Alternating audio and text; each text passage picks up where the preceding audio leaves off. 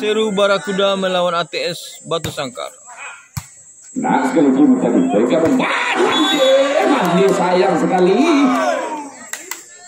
tidak lewat tadi sebuah umpan quick dari rempahnya sama 17.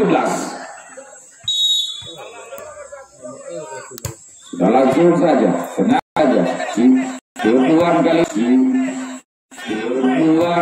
ini kembali coba angkat ke belakang pada saya kali masih jauh meninggalkan lapangan dengan 18.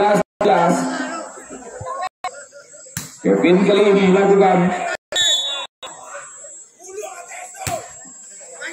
masih coba diterima sama umpan kebuan maksudnya tadi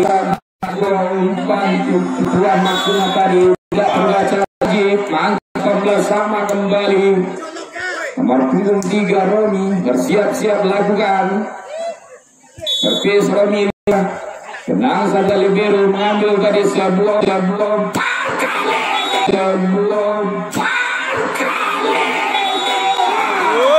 mantap sekali pemirsa. Barakuda mampu memindahkan poin 19 buat Barakuda.